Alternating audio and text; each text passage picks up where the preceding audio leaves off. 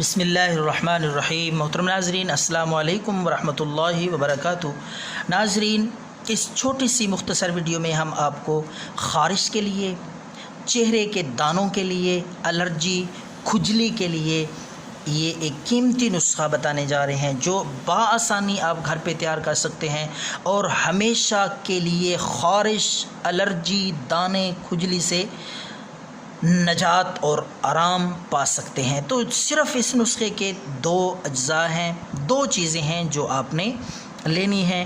ایک تو آپ نے عرق گلاب خالص کوشش کریں کسی اچھی کمپنی کا، اگر آپ گھر پہ تیار کر سکتے ہیں، چونکہ اس کو تیار کرنا کوئی مشکل نہیں ہے، بنانا کوئی مشکل نہیں ہے۔ یہ ہم دکان سے ہی لے کر آئے ہیں۔ یہ خالص عرق گلاب ہے۔ یہ ایک بوتل آپ نے لے لینی ہے۔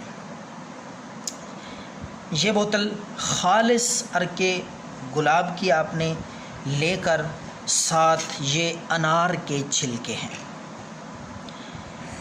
تو یہ عرق گلاب آپ نے دیگچی میں ڈال کے اس میں یہ انار کے اتنی تعداد میں 50 گرام چھلکے، 1 کلو عرق گلاب میں آپ نے 50 گرام تول کے، کم اور زیادہ نہیں ہونے چاہیے۔ یہ وزن کر کے آپ نے اس عرق گلاب میں 1 کلو تقریباً آپ نے لینا ہے۔ تو 50 گرام آپ نے چھلکے انار کے ڈال کے آگ پہ رکھ دینا ہے۔ اس کو اچھی طرح پکنے دیں، تقریباً کم از کم آپ 10 منٹ تک اس کو آگ پہ ہلکی آنچ پہ رہنے دیں تاکہ ان کا اثر جو ہے مکمل یہ عرق گلاب میں آ جائے۔ تو 10 منٹ کے بعد آپ نے آگ سے اتار لینا ہے۔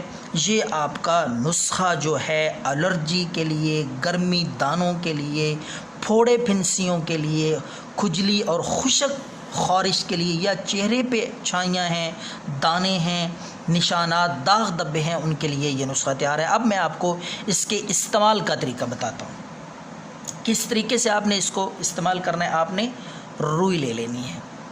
روئی کے ساتھ آپ نے جس جگہ پہ آپ کو خارش ہے، دانے ہیں، الرجی ہے، کھجلی ہے، چاہے چہرے پہ چھائیاں ہیں، تو آپ نے روئی کے ساتھ آہستہ آہستہ بھگو کر آپ نے لگانا ہے۔ جس جگہ پہ بھی خارش ہو، چہرے پہ ہو، بدن پہ ہو، تو اس کو خشک ہونے دیں۔ 20-25 منٹ کے بعد آپ دھو سکتے ہیں اس جگہ کو، چہرے کو، بدن کے جس حصے میں بھی خارش ہوگی۔ انشاءاللہ 3 دن یہ آپ لگاتار استعمال کریں۔ دن میں 2 بار اس کو استعمال کرنا ہے۔ آپ نے 2 دفعہ کم از کم ضرور یہ عرق گلاب والا نسخہ استعمال کریں۔ انشاءاللہ 3 دن کے بعد آپ دیکھیں گے چہرہ بھی خوشنما، چمکدار، صاف شفاف، چھائیوں سے بالکل مکمل طور پہ صاف، اور اگر بدن پہ خارش کے نشانات ہیں وہ بھی ختم ہو جائیں گے۔ تو یہ نسخہ استعمال کریں، دعاؤں میں یاد رکھیں۔ اللہ حافظ۔